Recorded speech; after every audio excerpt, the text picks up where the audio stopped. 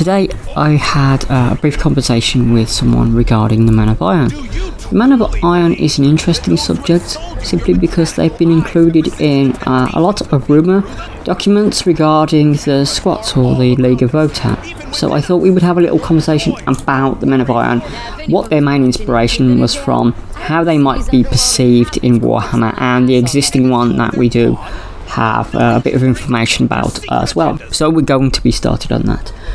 The first thing to preface is the Men of Iron were autonomous thinking machines that were largely inspired by Dune. This is just a fact of how Warhammer worked back then. Dune influenced Warhammer to a massive degree, and to understand that, you'll probably get a lot more out of this video than you would otherwise.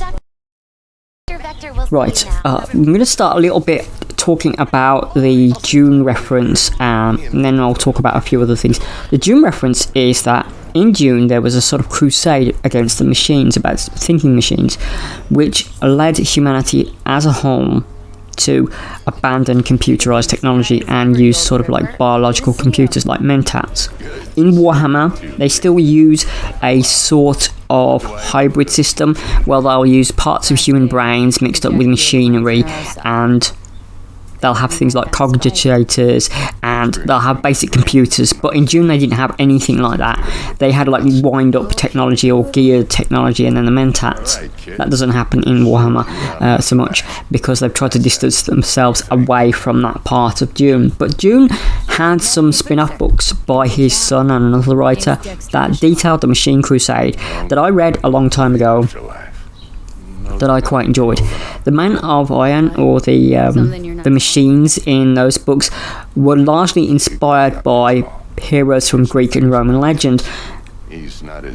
And I'm going to stop really referencing that part at the moment, because I don't think that they should bring that type of thing into Warhammer 40,000, because simply, while the books were interesting, it's obviously you could tell which parts of the novels were written by which author and which parts were using the original author's notes, and you could see the stronger and weaker parts of the book, and that's it really. Now, when Men of Iron was introduced in Warhammer 40,000, or rumoured, this was first, second edition, we're talking in the late 80s, early 90s, and therefore it was just given a token bit of information, and you had no more on that. Kripas is one of the keepers of the Library Sanctus on Terra. He talks about the Men of Iron were a legendary, artificially intelligent humanoid thinking machine created by the humans during the age of technology. However, when they saw how humans were treating them, and they didn't give them basically any rights, or they treated them basically as slaves, the Men of Iron rebelled. And they rebelled very badly, resulting in humanity and a lot of other aliens marching together, trying to fight them off and finish them. But this is where the rumours come into play, or the modern stuff is going to come into play. Not all of them were killed. At least one of them survives by the name of UR025 in the Blackstone Fortress game, but there's possibility of others. Don't worry, we'll come into the squats and stuff like that in a moment, so just don't worry about that. This was shortly in either the 24th or the 25th millennium. Time at this period is rather sketchy, because we go through a dark time where hundreds of years are possibly lost. Now, this is probably a callback to the Dark Ages in our history, where it is a possibility that we lost a period of time, and the year that we have now might not actually be the year we're in, simply because time and writing and stuff, a lot of stuff was lost and only kept alive in certain places. Ireland was one of them. There's a few other bits and pieces, but we're going to move on from history now. We need to go a little bit further back to something called the Men of Stone. The Men of Stone were an artificially intelligent race, but it's not mentioned what they were, who they were, or what they were doing. If I was going to guess, I'm going to guess that the Men of Stone are possibly related to the Men of Iron in some way, and might be the Demiurge. You see, the Men of Stone are a weird thing that they were artificially intelligent and they weren't machines. So what were they? Were they cyborgs? Were they like the great Titans in the aforementioned Dune precursor books?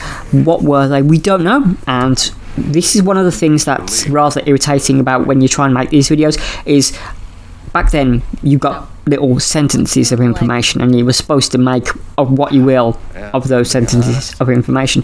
It's not like Dune where we've got entire books that we can go through. We just have a few mentions. By the end of between the 23rd and the 25th millennium, the cybernetic revolt happened. So again, we've got different dates depending on which source of information you're using. Some say it's the 24th millennium, some say it's 23rd, some say it's 25th. You just don't know because there's all these writers writing this thing and there's no coherent history. That's a lot of problem with when you're looking back in time at these books and at these publications. There was no consistency in a lot of regards. Look at the Horus Heresy now. Fulgrim ended up in a painting for a while, and there's the Butcher's Nails, and there's a lot of other things that just weren't around when I was getting into Warhammer. Are those good? Are those bad? I'm going to let each person decide for themselves whether those additions made the setting better or worse. Perhaps the most dangerous thing is that they were swarms of intelligent, microscopic nanomachines that could consume everything on a world. So think of them like tiny replicators from Stargate or tiny Tyranids from Warhammer 40,000 that just would go chomp, chomp, chomp, chomp, chomp, chomp, chomp. Yeah, that's what they were doing. And the fact that they were so vicious, so hungry for destroying humanity that had treated them so badly makes you think to yourself, what did they do? But now we're going to come to the squat rumours, and I'm going to talk a little bit about your UR025, who poses as an Imperial robot, and then we'll wrap up. The squats themselves have been in a few rumours documents. Most of these rumours seem to be coming true. Not all of them, but a significant amount of them. In those rumours, there was details that the Men of Iron would be partnering with the Squats, or the League of Votann as they've become known. Is this true? We don't know, but it is interesting to talk about the Men of Iron and see what we could do with them.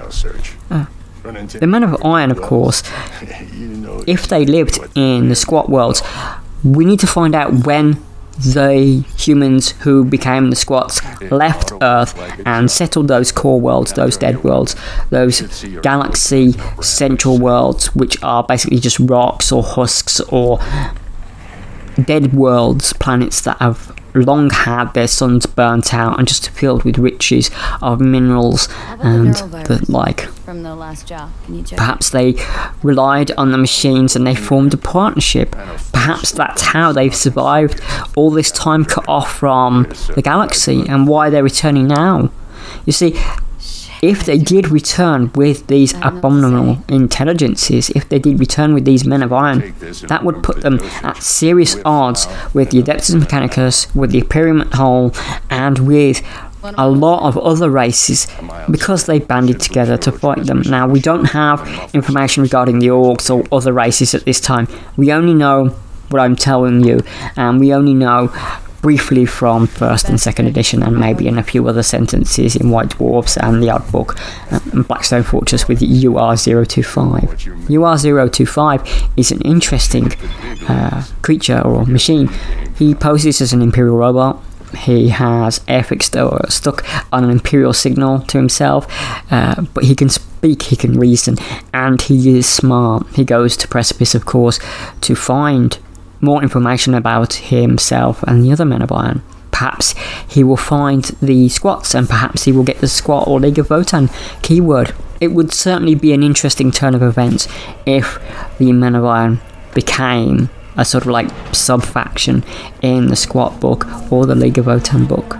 The League of Votann themselves, we only have a few models for, and while this video is a little bit early in some regards, it is important to lay the groundwork if we do get those models revealed, and that's what this video is for. Lastly, UR205, his quote is, I am not a machine you understand. I am not a slave. I am not a thing. I am beyond and above you. I am a man of iron, and I am free. Now, when he comes to Precipice, they think he's just a battle automata, and he has a proclamation saying he's sent by Etherius Nagantos III and Magos, and he has directives sanctioned for eradication of those who impede its omnissiah given duty.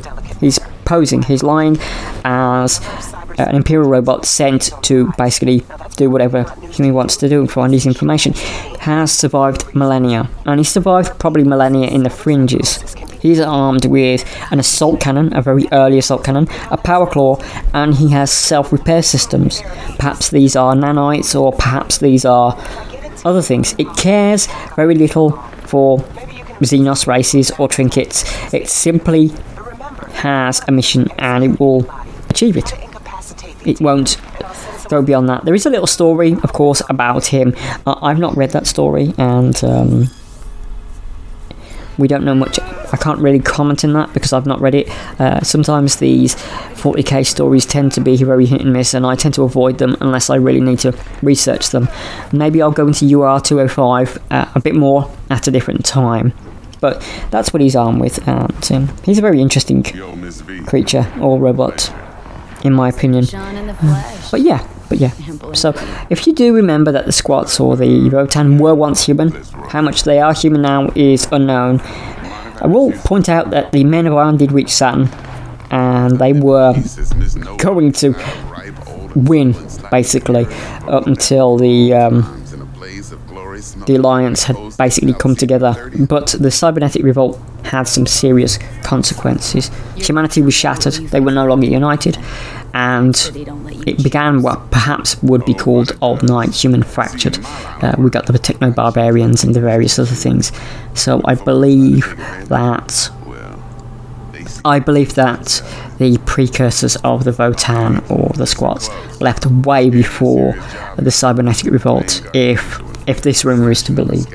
So yeah, that's it. That's the Men of Iron and their possible link to the League of Votann or Squats. There's a little bit of history about them, a little bit of history about one individual, but we don't have much more than that. It is an interesting thing to talk about, but doing any more would just be me speculating on things that we don't have information to, and I'm trying not to do that. But there we go.